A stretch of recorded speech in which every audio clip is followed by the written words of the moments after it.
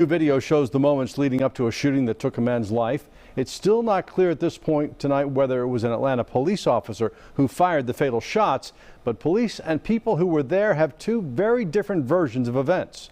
News Edge reporter Rob Durienzo is breaking down what we do know.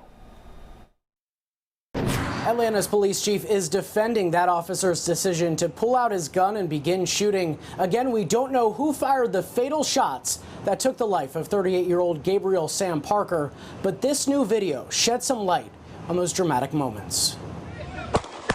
Parker's Facebook live stream video captures the moment he was hit as his phone falls to the ground. People that know him tell us that moments before, he was trying to break up a fight. Calm down, nephew. Calm down. Police were already there doing crowd control at the event with more than 1,000 people on James Jackson Parkway in Bankhead. The department confirms that one of its officers did open fire, but we don't know if those were the shots that struck and killed Parker. Say his name! Sam Parker! Say his name! Sam Parker! His family is calling it a case of police brutality. It's not clear if Parker had a gun or if he was shooting, but as officers stood over his body, bystanders said he did not. He did not have a gun on him. Today, our family mourns the death of a 38-year-old young man. Police tell us they recovered 2 guns at the scene.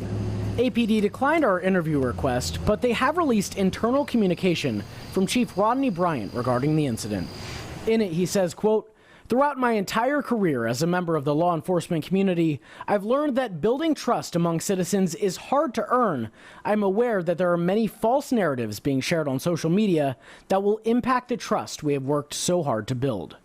Although the GBI is now leading the investigation, Chief Bryant defended the officer's call to open fire, adding, quote, "As tragic as the incident is, it's clear that members of the APD responded with rapid intervention during an active shooter situation. It is my belief that the actions of our officers reduced the potential for further harm."